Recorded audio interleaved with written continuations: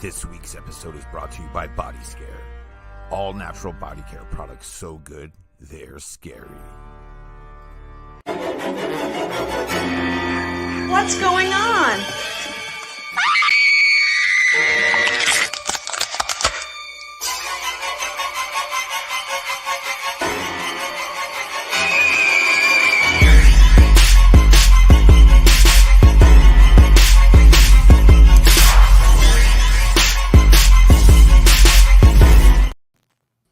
Hello and welcome back to an all-new Zombie Horde podcast where I, your host, Lab Rad, along with my good pal, punk rock Pat, Michelle the Dead. This week we welcome Bill Causey.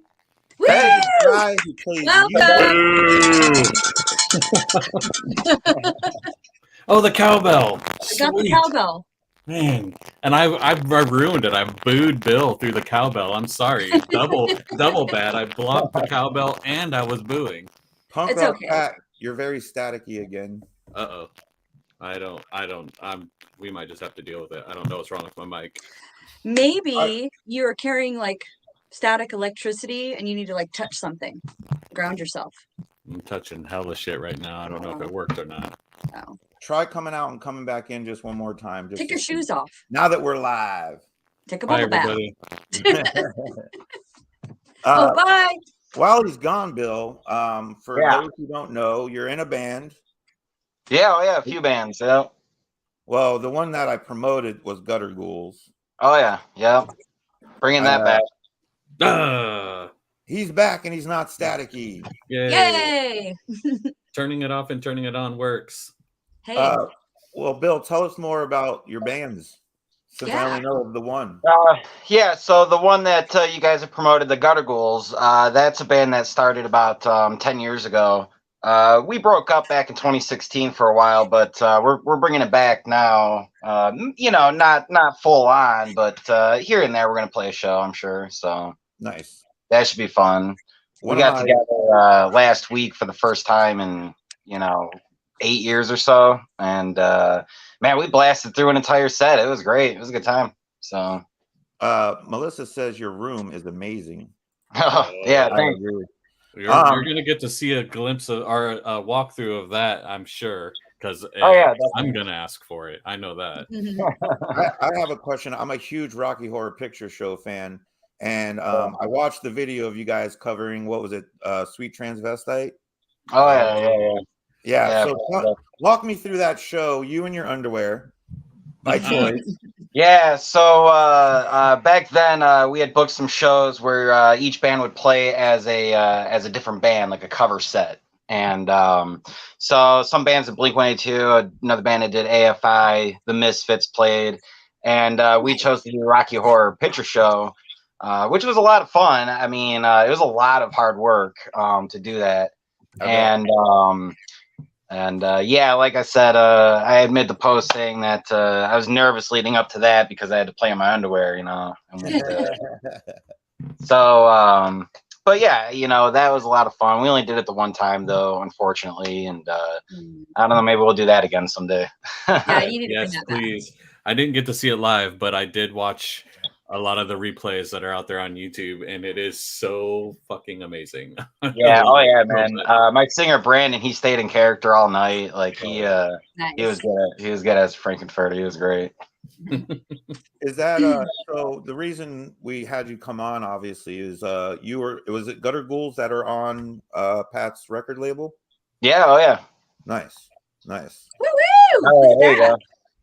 Yeah, one of the greatest albums ever fucking made. I'm not lying just because you're on the show. I'm not just fucking like saying shit. Like this is literally New Breed by the Gutter Ghouls. You can't really fucking top it. I mean, it's a lot of fun to make, man. That was a good one. It's so good. So good. Yeah. Brandon's a great songwriter, man, and him and I together, we really wrote a lot of good shit together. So we haven't written anything new. We don't really plan on it anytime soon, though I'm sure it's gonna pop up. I'm sure we'll write some new shit soon. Can I swear on the show? Oh, yeah, you can play. Fuck, no, you can't. Wait, the unbearded one has spoken. You cannot cuss. No, I hashtag bring back the ghouls all the time. I don't know if you see it on Facebook. Oh, okay, yeah. People do, yeah, man. It's been a demand. It's been cool, man. It's been great. Yeah. What other bands are you in? You play guitar, right? Yeah, it's correct. Yeah. So my main band right now is called Illmatic, and that's got some members from. There's a really big Detroit band called The Alliance and Detroit hardcore bands, and so my singer is this guy that I used to listen to all his albums growing up and shit. And now that we're both older, we're in a band together, which is great. That's awesome. And yeah, man, that's been a fun one. We've only played 4 shows, but we got signed after like 2, so that was pretty cool. And awesome. So yeah, just waiting for this album to come out next month, and then see where that goes. So what's the Detroit scene like? No, it's great. It's great, man. I can't complain. I feel that everyone's pretty brotherly.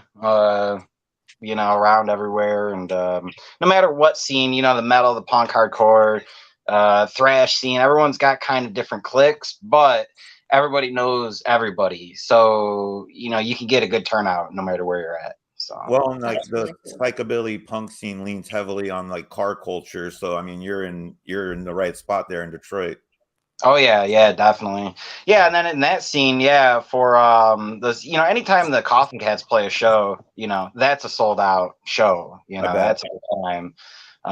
Hoping to get a show with them, when we come back. They're on tour right now though, so no rush on that. But I think they just wrapped that one up, right?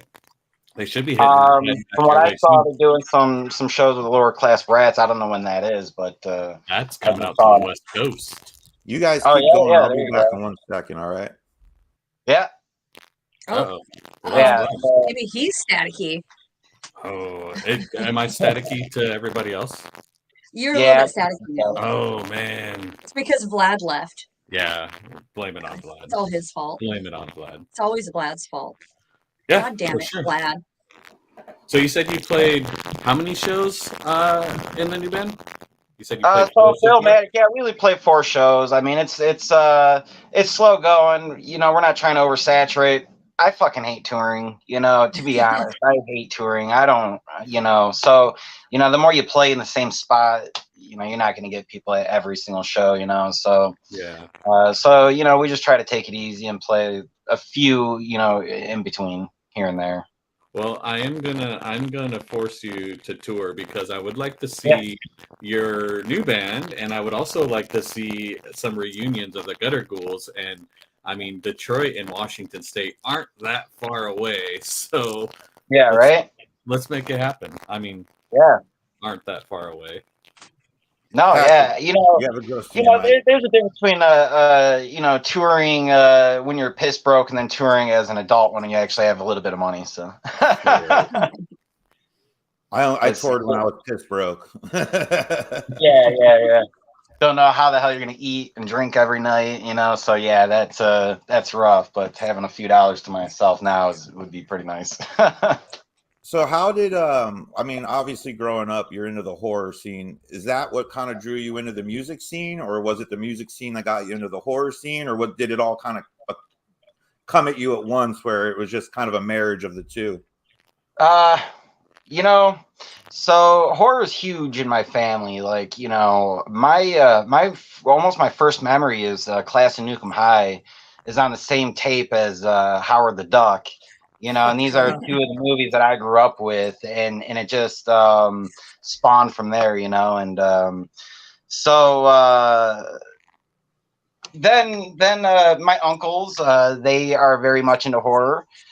They also one of my uncles played guitar, so that was a big influence. And then and then it just spiraled out of there, man. You discover NoFX and Slayer and Slipknot all in the same year. It's just kind of like all at once. You're just like, all right, I'm going from 0 to 100. Let's do it. Absolutely, man. Absolutely. Yeah. As soon as we were old enough to drive, we were, playing in bands together and, doing, getting out there, experiencing life. So I see you have like a big collection behind you. What kind of stuff are you into collecting? Because I know for me, I collect a lot of autographs, flats mostly. But everybody kind of does their own thing. But I see masks and. Yeah, I'm big into masks. I do a lot of NECA stuff. There's a few things in horror that kind of bug me, right? Like oversaturation. So when NECA went into like doing Walmarts and Targets, that's where it's like it's not so much in the collectibles anymore. It's more of a mainstream toy. Oh yeah, Bill there you made go. me this stand. He actually made the stand for me for this mask. Yeah. Oh, is that what you were talking about in our chat? Yeah. Oh, cool.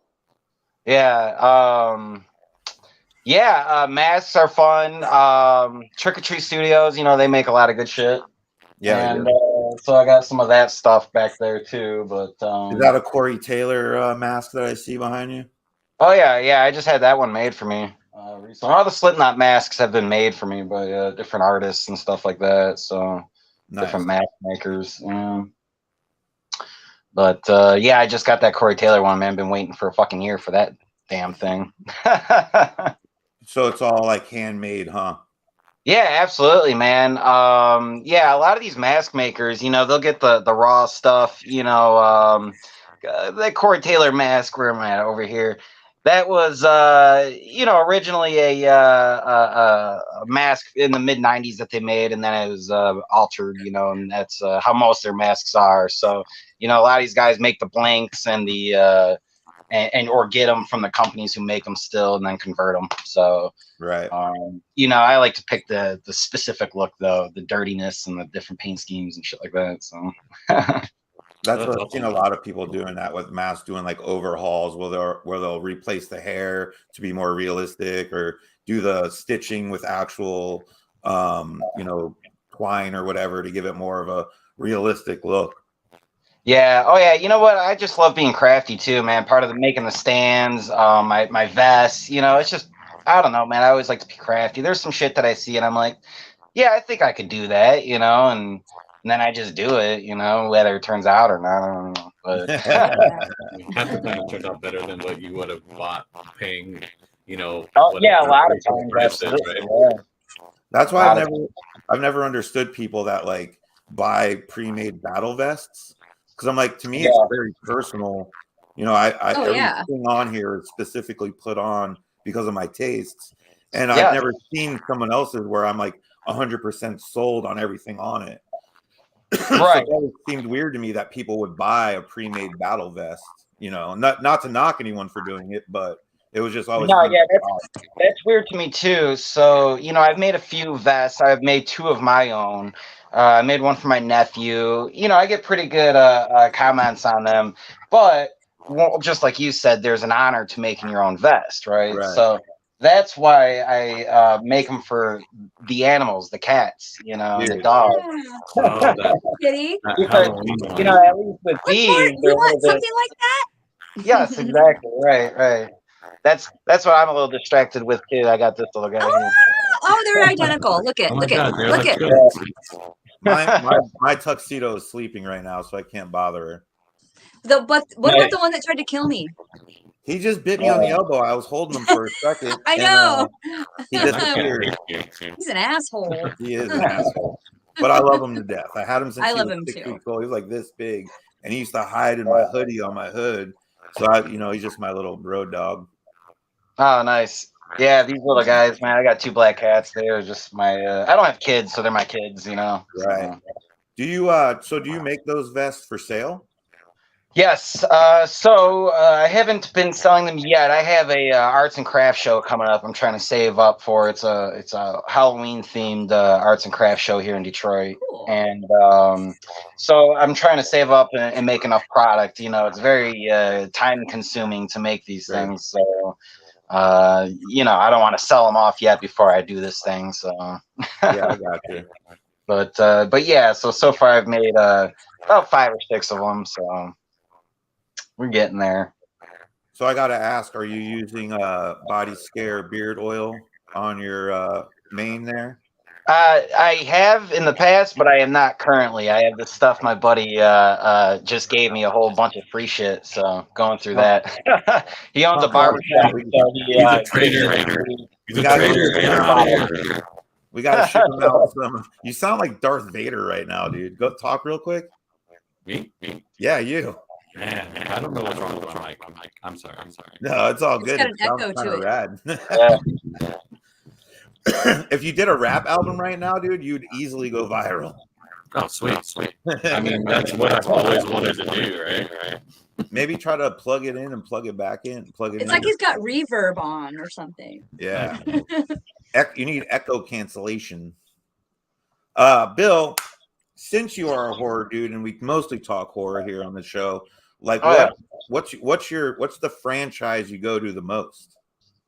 I don't ask favorites too often because it's like really hard to really discern favorites, but like what's your go-to when someone's like, hey, horror nerd, what's the best horror movie to watch? What do you say?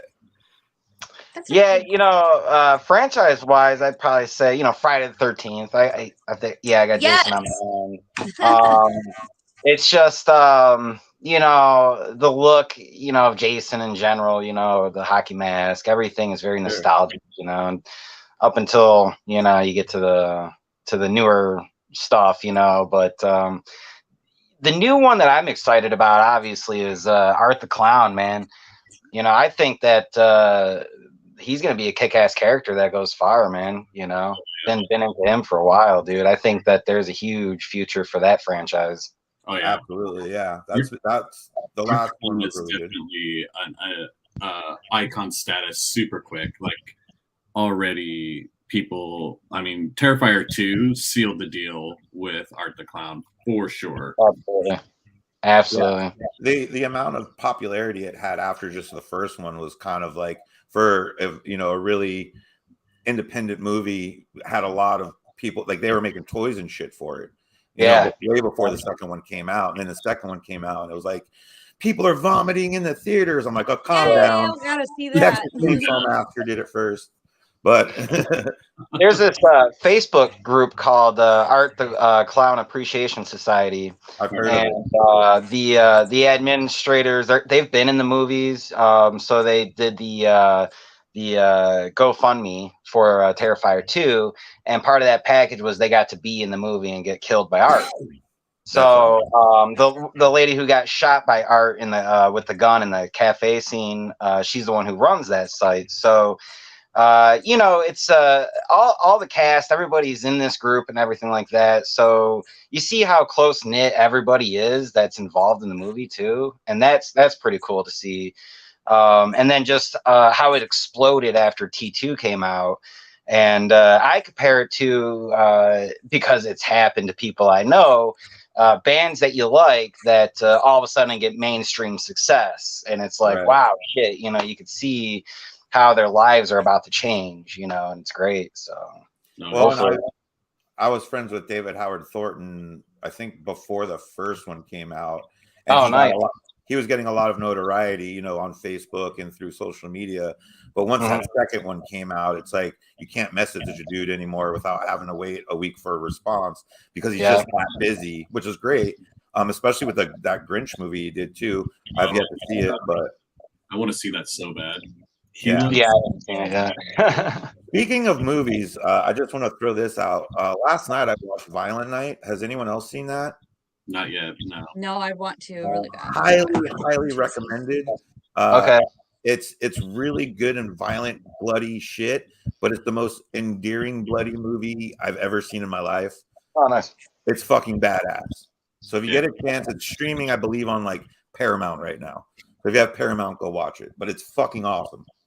Yeah, it's on my watch list. I don't know if I'll be able to watch it right now because it's not the Christmas season. So I might have to wait till next December. I felt like it was close enough. We hadn't hit February yet, so I felt like, it's not Valentine's Day yet. We just did New Year's. I could get through it, and I did, and it was well worth it. So just throwing that out there. Yeah, no, my buddy just made a post about that. He highly recommended it too. So, and he's got good taste in the film. So yeah, I'll take your word for it. I don't think I've seen a single, because it's not a horror movie. It's labeled as like an action movie, but I have not seen a single horror fan who has not liked it and probably said that it's bloody enough to be considered a horror movie. Like everybody loves it. Yeah, it's really well done. Nice. Speaking of well done too, if anyone that likes comic movies, if you haven't seen Black Adam yet, that movie is fucking phenomenal. Really? I really enjoyed it. See, I don't really get into the Marvel and DC stuff lately. Joe says Violent Night was badass. It's streaming on Peacock too. Highly recommend. Nice. The Black Adam, what I really enjoyed about it was actually mostly the visuals and like the storyline. I like DC a little bit more than Marvel because of the dark edge to it, but not being a fan of it, I understand too. Yeah, I feel like at this point I have a lot of catching up to do to understand what the hell's going on in these movies. I appreciate DC more because it's not as kid friendly. Do you know what I mean? Like it is darker. Like when you think of the Dark Knight series and just kind of like a darker. The new Batman was great. Yeah, what they did with Joker, that was fucking great. Yeah, I like shit like that. Yeah, absolutely. That was such an interesting portrayal of the Joker that came to me right out of left field. Like when I went to go see that movie, like I had no idea that that's the storyline that was going to be that movie. And then once I saw it, I was like, this is the most perfect, like, not I guess origin story really for Joker. I was like, this is so fucking awesome. Yeah. I don't watch trailers before I go to a movie. If somebody tells me or recommends a movie, I'll just go see it. I like to go in blind to a movie and get totally surprised by what the hell am I watching. This is great. I'm the complete opposite. Like I'll watch, like I don't go hunt for information, but when a trailer comes out and it's something I really want to see, for instance, Evil Dead Rise. I've watched that trailer probably like 20 times because I see the movie so bad that I just like, I gotta watch the trailer. So I watched the trailer to like curb that fix, and then it's like, I just can't help it. Like I just got, I gotta, like when Terrifier 2 was coming out, the trailer was out. I was like, I need to see this movie. So I watched the trailer. I was like, the movie's not out yet. I'll watch the trailer. The movie's still not out. I'll watch the trailer. Yeah, I watched that trailer once. That's all I needed. I was like, okay, that's it. I don't want to ruin it. That was for that. I think it was 2012 or 2013 Evil Dead. That trailer to me, like I was like absolutely watching this in the theater, and I was lucky enough that I lived in a podunk ass town called Stanwood, and at that theater we went opening weekend Sunday night, and we were the only two people in the entire theater, and so we sat there and drank whiskey and watched Evil Dead. It was awesome. Nice. That's a good movie, man. That was good. A reboot, great reboot, remake, whatever the hell you want to call it, but that was a good one. It's funny, my 13-year-old daughter appreciates that one more than the original. Oh yeah, but I think she doesn't get the nostalgia aspect of it. Yeah, like, they're a little slow. The effects weren't, as good as they are now for sure. Yeah.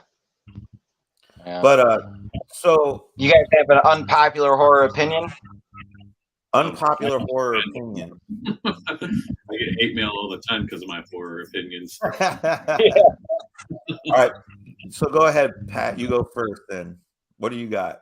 Oh, God. Where do I start?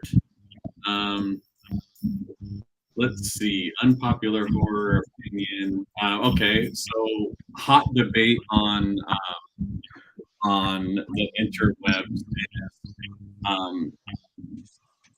Midsummer. A lot of people trash that and don't call it a horror movie. Oh, I love that. I'm the opposite. I love it. And I love it. And movies in the same thing as like Wicker Man or something, right? Right. Is it the same storyline? It's in the same like category of film, and people consider Wicker Man horror. So why would they consider Midsummer horror? I absolutely love the movie, but it gets trashed on. So that's one unpopular opinion that I have. We talked about one on one of our recent episodes. I actually am a fan of 2010 remake Nightmare on Elm Street. I love how dark it was. I think I was gonna say that. I loved how dark it was. I loved what they did with Freddy. Everybody's like, Robert Englund needs to be Freddy. Robert Englund would have sucked as that version of Freddy, because that is not what Robert Englund is supposed to be. So it was good that they brought in another character to play that. I could keep going, but let's help somebody else. You can, because I really don't have much to say. and on the Nightmare on Elm Street, absolutely, I think Jackie Earle Haley did a greate job, and I think Robert Englund's overrated as all hell. You know, he was corny as shit in the last few movies. You know, he's not the best actor in the world. You know, that's what they said about Nicholson doing the Joker. You know, give another actor a chance, and you will see an amazing Freddy Krueger happen. You know, it can be done way better. You know, just give it a shot. That's what sucks. They're not giving it a shot with anybody. You know, so. And what I like too is what you said, Pat, about it being darker, and I'm glad that they harkened back to the, you know, child molester Freddy Krueger, as opposed to like completely ignoring his origin story and just pumping out movies where if you were born on the street, you have these nightmares and he comes and kills you. I like having that background, you know, part of it, because it makes me hate that character, which is what you're supposed to do. You know what I like that they made it. Not really, but you know what I mean. Yeah, I like that they made you question whether he did it or not. You know, I thought they should have went in the direction that he was innocent, and you know, now he's getting his revenge. You know, He's coming back for vengeance. Yeah, but either way, you know, it's you thought they were going left, they went right. Whatever. It was a good movie, I thought. Yeah, absolutely. I think my unpopular opinion, and I'll get slayed for this, especially wearing these pumpkins right here. I think Halloween 3 is better than almost any other film in that franchise. Yeah, I fucking love Halloween 3. Halloween 3 is good. I like it too. I mean, I'm not knocking 74, but 74 and Halloween 3 are the only worthwhile fucking movies in that franchise. Yeah, and the first one, Rob Zombie's versions. The first one's the best. Yeah, 74. Halloween 3 is 74. 78. 78. You got that's the Texas Chainsaw. It's my I got the buzz going on at all times. It's the Texas That's my favorite franchise, though. Yeah, I heard the last episode. Yeah. That's all I think about. That's all. Eat, sleep, and drink Texas. But yeah, so that would be my unpopular opinion. I know that it kind of has the cult love, but I actually like it better than most any other film in that franchise. You can't really knock 78, but you know, it's to me they're kind of neck and neck. Dude, that movie. I was really hoping with Halloween Ends that they would have introduced the element of the masks, you know, going off the Silver Shamrock. You know, I was hoping that would be introduced. What are you gonna do? What was the other one? Halloween Kills. Is that the one where they had the 3 kids in the mask? Yeah, kind of like an homage to it. Right. Yeah, that would have. I would have liked to actually seen it like happen though. You know what I'm saying? Like you see it. That's like the direction it would have gone, or some shit like that at the end of Halloween Ends, or something like that. Every kid fucking dies on Halloween or something. So, since you brought it up, what's your best unpopular opinion? So I feel that The Walking Dead ruined horror conventions. Absolutely. Yeah, man, because you used to get, you know, your favorite celebrities, England and Hodder for, you know, less than $50, you know what I'm saying, for an autograph and a meet and greet. And then when Walking Dead came about, you get these TV people who are charging $80 to $100. Well, then you have the legacy actors saying, "Oh, what the fuck," you know. Right. And so what you have is inflated prices like a motherfucker, you know. Right. Yeah. And now horror conventions are really popular, overcrowded. All you see is Walking Dead shit everywhere at every vendors' tables, you know. So, That is I can't remember if it was ZombieCon or CryptoCon, but one year the guy who played Rick Grimes was there. Or no, yeah, it was Rick Grimes. And he wanted I think it was something like $50 for an autograph and like another $30 for a picture. And this is like 2011. So right. Whereas those prices might be more normal now. Back then, you were like, who the fuck can afford that? Yeah. How am I supposed to get any other autographs or anything else this weekend? Right. And I can't even get a soda right now just Yeah. to meet Rick fucking Grimes. I don't know if I would consider that like an unpopular opinion or just an opinion that I don't think I've ever heard anybody talk about before. Like I've never really like embraced anybody in that conversation or heard anybody talk about The Walking Dead killing kind of the horror industry, if you want to like put it into that kind of term. But yeah, that's kind of an interesting view, because you're right though. You do see a lot of Walking Dead everywhere you go. There were price gouging back when Walking Dead was like in its prime, like at conventions. So yeah, you're right. I've never really thought about it.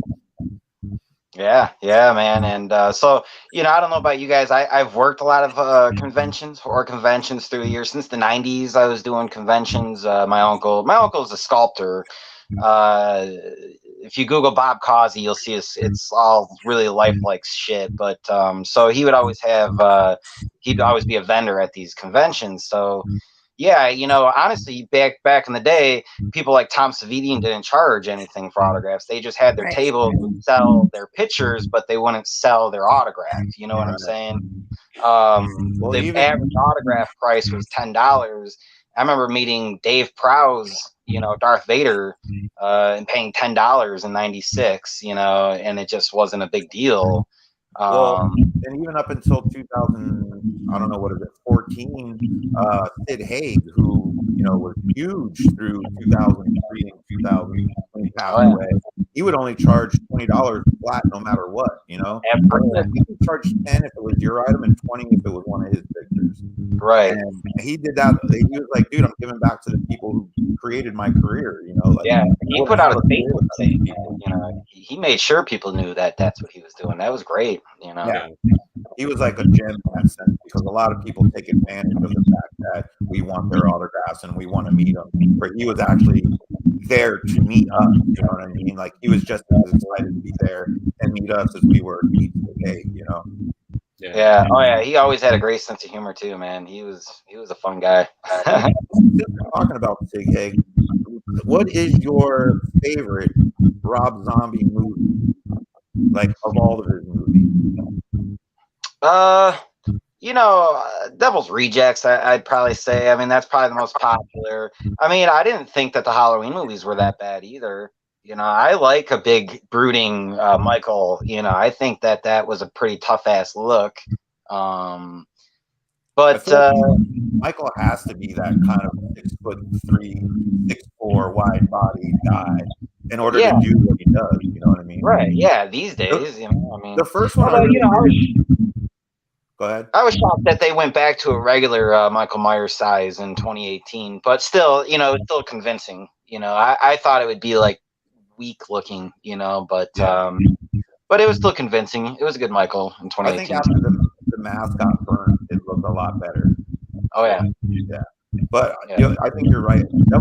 Devil's Rejects is the best movie he's made. The soundtrack is perfect throughout the entire movie. The pacing, the ending, like everything is done very, very well. So I think it not only is my favorite Rob Zombie movie, but it's also in the top probably 10 of my favorite horror movies ever made. There's just something about Devil's Rejects and it sounds funny to say this because a lot of people hate on Rob Zombie too, but Devil's Rejects is perfection. Like you were saying, Vlad, the soundtrack is fucking phenomenal. The cinematography is amazing. The writing was amazing. It's everything about the movie. It's pretty close to fucking perfect. Yeah, down to the editing, in the transitions, they do the side transitions and shit like this. All this 70s coloring and editing to it, and the music. It's all like, you know, I remember watching it in the theater. Like, this is a movie in the 70s. This is fucking amazing. You know, he is really good. Rob Zombie's really good at making you feel like you're in the era that he is filming for. No matter what era it is. Usually it's the 70s. That's his favorite era to like host his movies in. But he's honestly probably one of the best directors of making you feel his era. Like when you're watching a Rob Zombie movie, like there's you're without a shadow of a doubt. Yep, I'm in the 70s right now, or I'm in the the 90s or the 2010s, whatever his movie's taking place. You feel it. Yeah. Oh yeah. I wasn't a fan of the Munsters though, but No. I saw that coming. I mean, it's hard to replicate Herman Munster. I thought Dan Roebuck did a great job. He really did. That dude's got a killer horror collection. You guys know about his collection? I've heard of like snippets of the stuff that he has. Okay. Yeah. Dan Roebuck, he's a huge horror collector. Dave Grohl actually is another guy who collects a lot of horror movie memorabilia. Yeah. Huh. Yeah. She was one of our previous guests. She was showing support by sharing us on Twitter. Sweet. Hey. I don't remember what I was going to say. I had something in there, and then it just went away. Fired. Yeah. Get rid of me. I want to actually, before we move too much farther, I want to know what Michelle's unpopular opinion is, because we never heard yours. I'm not a huge fan of like Chucky. Why did I ask? Why did I ask? That's why I didn't want to say it. I mean, it's not. I don't hate it. I'm just like, I'm not gonna like pick it to watch. I have a choice of other things to watch. In my opinion with the Chucky stuff is that I never really liked it growing up. I mean, it's a doll, big effing deal. But as an adult and watching the movies again, as an adult, 2 and 3 are pretty good. And then I actually like the Seed of Chucky. I thought that shit was funny as hell. And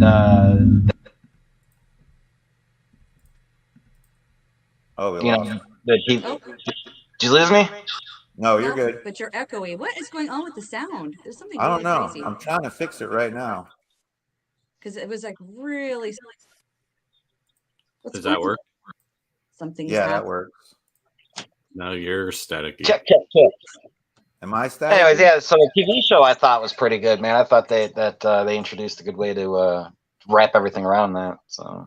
The Chucky TV show. Did you catch our episode on about Chucky? Because I love the Child's Play franchise, and I went on this rant because I bring this up because you were like, it's a fucking doll. Who cares? I thought of you going like, you can't just kick him. Yeah, it's not just a doll.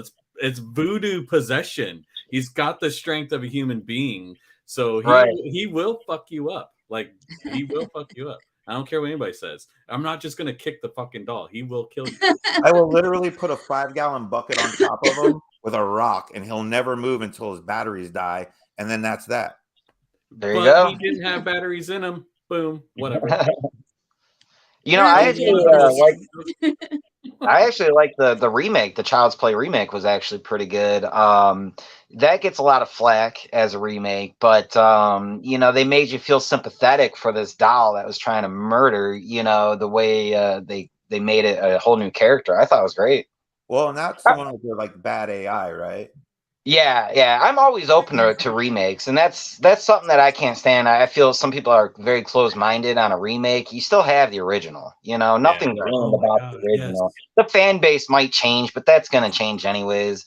And but the Frankenstein, that was a remake. The Thing, that was a great. The Fly, there's some great remakes out there, and some hit, some don't. Usually the ones that don't get forgotten about anyways. So. And it's one of those things where a lot of people who trash remakes don't realize that the movies that they're using as comparisons are remakes. They're like, like, well, this movie sucks. It's nothing like The Thing. Like, well, that's a remake. Like, what are you doing, man? The remake I Spit on Your Grave was actually really well done. Oh yeah, it was. Yeah, for what it is, you know. Those revenge scenes were fucking excellent. Yeah, Those were sick. Yeah, I love those films, remakes and original. And then actually, what was the one that the Soska sisters just redid? Was it Rabid? Rabid. Yeah, And it's fantastic. That was they did such a good job. Yeah, I don't think, and I don't know. There's those two are some of my favorite directors, modern day directors. They can't do wrong, in my opinion. Their movies are amazing, but I don't think anybody would have nailed a remake of Rabid like the Soska sisters did. Like, I don't think anybody could have done it. I think they were the right choice for that remake, and they knocked it out of the park. It out of the park. Cronenberg is not somebody that you just remake. You don't just take one of his films and remake it. And it takes balls to do it. Because you know people are gonna fucking trash it just because you're remaking it. Mm-hmm. So it takes balls to do it. Breaking news: Punk Rock Pat says the Soska sisters have balls. On the next TMZ. On the next Zombie Horde podcast. Yeah. That's hot. He's getting canceled. Cancel Patrick. But yeah, Rabid was a fantastic remake. I'll stop my high horse right there. Real quick, no, I'll definitely check it out. Going back to remakes, never mind. I already said this. The Halloween that Rob Zombie did, the first one I enjoyed. The second one, kind of like Terrifier 2, lost me a little bit. The dream sequences and the addition, at least for Terrifier 2, of the little girl clown, kind of lost me there. And I think that's why I don't enjoy those as much as the mainstream horror crowd. Right. Not that if you like them, you're mainstream horror crowd, but you know how popular they got. I just kind of like, yeah, they're all right. They didn't like knock me off my socks, but I think that's why is because of the dream sequences and like that sort of thing. It just kind of gets far-fetched. Yeah, no, I hear you. That was the one disappointing thing, and as a huge fan of the first Terrifier, and having all the actors and shit like that on my Facebook, you know, I was surprised to see that little girl in the movie. I was like, holy shit, where the hell did she come from? That's lame. You know, like I was not into that at all. I was like, this is not. That was the one part of the movie that I was not into. But the movie just takes a right turn. It's almost like an M. Night Shyamalan moment. You're like, wait a minute, what just happened? I prefer movies that are very based in reality, you know. So when it starts getting into ghosts and dream sequences and shit like that, yeah, man, that's where I'm like, you know, give me the chainsaw. Just give me real people, you know. I think that's why I've always leaned towards things like Texas Chainsaw Massacre and Psycho. It's a real life based fear, you know. Like I get the fear of Jason and Freddy and all that, but like Leatherface and Norman Bates and characters like that, like Buffalo Bill, you know, things like that is like real life scary. Those are things that could really happen. Like I'm not too concerned about bumping into a dude in a hockey mask in the woods, right? But if I'm caught in the wrong farm, there could be a dude chasing me with a fucking chainsaw, and that's terrifying to me.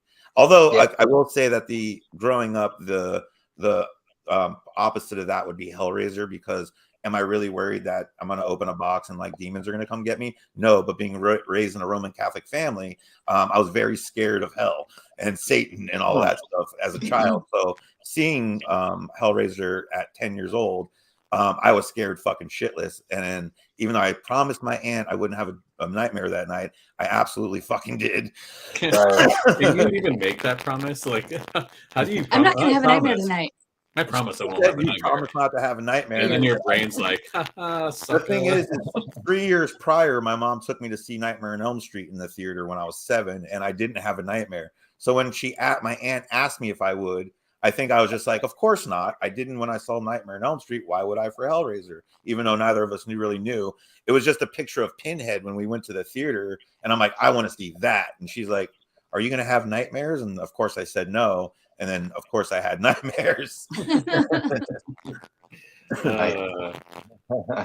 Story of every kid's life. So So what do you got going on now these days? You, I know you said you might be doing something with the Gutter Ghouls, and you have a few other bands. Or we got any album releases, video shoots?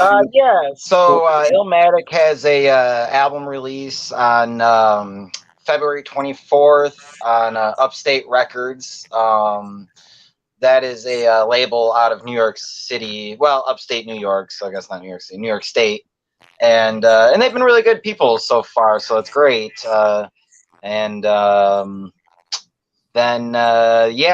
Ghouls, we'll be practicing again this week, and we'll see where it goes. We're gonna maybe come up with a good set list and start figuring shit out. So I like it. You're gonna have What's that? I said you're gonna have to redo Sweet Transvestite. Yeah, that's definitely on the list. Did we forget to tell you that you're playing a live song tonight? What's that? Nothing. I was just messing around. Did we forget to tell you that you're playing a live song tonight? Oh yeah, let me go grab my guitar. Yeah, and the rest of the band's got to come in. Yeah, I saw you guys got Richie Ramone on next week. That's awesome. Actually, on the 13th. So like what, 3 weeks? Okay. Yeah. No, that's awesome. Yeah, we were in a horror movie together. When Michelle told me that was happening, your bowels opened up and everything just fell out of you. Every fiber of my being felt like I made it. You know what I'm saying? Like, you know what I mean? It's like, we've been doing this. Me and Michelle started 2 years ago. Pat's been, coming on a couple months now, and we've had really amazing guests from like Cannibal Holocaust and Friday the 13th and all these really cool people. But when she was like, hey, I'm friends with Richie Ramone, we can get him on, I'm like, it's like, dude, just tell me you got Merle Allen to show up with them and I'm gonna fucking have a heart attack and die right now. Right. Like, that's how hyped I was about it. I grew up in New Jersey, in the 90s, so punk rock and hardcore, like Agnostic Front and Madball and those bands, but also like the original like Rancid and old Rancid, like 94 Rancid, and the Ramones and shit that I grew up on. How like the radio stations here overplay the Nirvana, over there those radio stations play the fucking Ramones in the midnight. So getting someone from that, and a great era of Ramones too, the early 80s. So to get someone on the show is actually like I got goosebumps talking about it. Oh, he's gonna have some stories to tell, man. He's probably got some good stories. Oh, he just got done touring also. Oh, nice. Yeah, he just got done with a world tour. Nice. That's so rad. I'm still like so kind of blown away by it. But, so we always ask if you have any parting words for us, any words of wisdom, anything you want the world to know about you, horror, life, anything. Rock and roll. That's my parting words always. So work hard, play hard. You guys keep it up, man. I love the show. It's great. So. We definitely appreciate it. We're gonna need a video room tour though of your collection at some point. You're not getting out of here without doing that. You ready? Dun, dun, dun.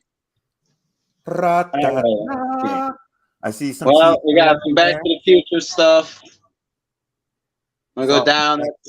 The main NECA horror shelf there. Let's see, Teenage Mutant Ninja Turtles. All that. Another lower shelf here. Another horror shelf.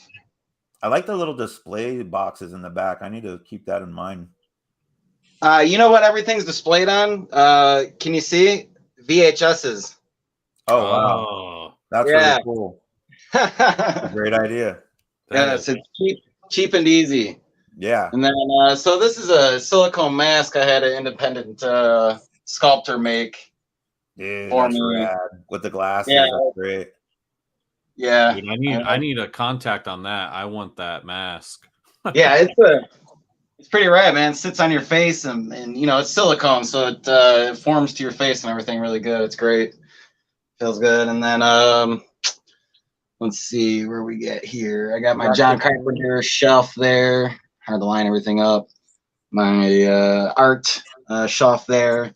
I believe there's a license plate in there from the Zompire Horde box. Ah. Oh yeah. I'm glad that we're in there. Yep. Let's see. I've got my Ninja Turtles up there. Those Whoa, turtles are rad. where I'm at here. Are those That's 12 true. inch? Those are quarter scale, 18 inches. Oh wow, Size, yeah. those yeah. are huge. Got Myers up there. Let me see. Yeah, man, your Got, setup is gorgeous. all the Halloween masks. Part 3. I don't know what you guys can see. I saw the 3s on the bottom. Yeah. Are those the IKEA cubes?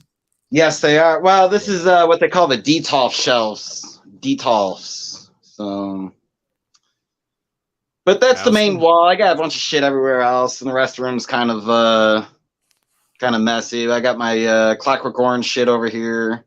Nice. But yeah, my pile of shit. Well, with collecting, the way I see it is that a lot of people can have you can have 20 grand in the bank, or I can have 20 grand on display, and if I ever need money, I sell something. No big deal. It's nothing I can't buy back if it's something that's important. I don't sell anything important to me. Most things aren't that important. They're materialistic things, right? So I'm also an opener too, so I'll open up everything I get. I don't keep anything. I'm one of those ones like someone made a joke a long time ago about, or said something to me about getting my autographs personalized. And I'm like, I like doing that specifically when I meet the person, but I like that they're personalized because I can't sell them. That's exactly what I do too. Yeah. There's certain ones that I have, like I have a limited, like there's only 100 of these 16 by 20 Gunnar Hansen's. It's from his very first ever private signing. And they have like a specific sticker. Like that doesn't say my name, but it's nothing. I will be buried with that. If I get fucking torched, if they burn me up in one of those little cylinders, that's going with me. But I have other shit that I'm like, yeah, do I really need this Alex Vincent or this fucking whoever? Because they're like, you can get them. They're not that hard, but I definitely have a few. So working all these horror conventions, I never really got many autographs. But I would party with everybody. Everybody's a partier. Alex Vincent is a partier. But that was the pretty much like the high point of any horror convention, is finding out who likes to party, and then just hanging out with that person all the time. I met what's his name, Norman Reedus and Sean Patrick Flannery at 2011, I think, ZombieCon. And no, that was Crypticon. It was Crypticon. Yeah. And that night I got fucking sloshed with those two dudes. Like, we got fucking tatered. And then the next morning I was sitting there getting a Chop Top tattoo. And these two girls were having a conversation behind me. And one of them was saying how she got fucking Eiffel Towered by both of them. And and I'm sitting there getting this tattoo. And the whole time I'm like, I was drinking with them most of the night, and I don't ever remember this chick. But like, you never know what happens. But I was like, man, what a great story to have. You get Eiffel Towered by the Boondock thing. Like, fuck. She's still telling that story, I guarantee it. Oh, 100%. I would be. Well, Bill, man, we totally appreciate you coming on. It's been an honor and a pleasure to talk with you, man. No, thanks for having me on, guys. I appreciate it. It was a good time. And hopefully we get to hear from you again soon, and we'll let people know when you're on tour so we can get some people out to your shows. Absolutely, man. Get out your way Cat too. Vest. And Cat Vest. Cat Vest. Yes, that's right. Animal vest, because we need dog ones too. Yeah. Yeah, absolutely. I'll let you guys know when I get some bigger size. Oh yeah, brother. All right, brother. Yeah. All right, another Zombie Horde podcast in the books. What do you guys? How you feeling? What's up? Really good, really good. He's a really nice guy. He's got a really good collection. Oh yeah, yeah, definitely. Yeah, that's awesome. And I really like our unpopular opinion conversation. I always like to talk about horror unpopular opinions. So I'm glad that Bill brought those up. I noticed that when I turn the echo off and on, it clears your mic pretty quick. Huh. So I wonder if there's just something going on with the website today then. It very well could be, and I'll keep doing that, I guess, as long as it's when you start crackling, we'll fix it. But at least I figured out how to do it. Yeah. Yes. Must be a So what are we glitch in the doing system. next week? Well, I don't believe we have a guest Okay. that I can think of. So should we convene and come back? Well, I was going to ask you about your guest for the Ed Gein show. Oh, I already told you. Didn't I tell you about them? She was moving, but I didn't know how. Yeah. I don't know how long that will be. Well, we'll convene, and tomorrow we'll put out an advertisement for the next show, so everyone can come and hang out with the Cool Ghouls. Yes. Punk Rock Pat, Michelle of the Dead, and myself, Vlad the Rad, or tonight, Rad the Billy. Right? Radabilly. Radabilly. I meant to actually comment on your name. I don't like it when you one up me on my name on the name. And Radabilly, you did it again, buddy. Well, you know, I put a lot of thought into things, and obviously, no, I'm just kidding. Obviously, I'm better than you. Obviously, I'm better than you, and very humble. And with that, we thank you guys for tuning in. And until next week, Michelle the Dead, Punk Rock Pat, Radabilly. I even said it wrong. Yeah, you fucked up your own name, and it's such a good name. Till next time. This week's episode is brought to you by Body Scare. All natural body care products so good, they're scary. What's going on?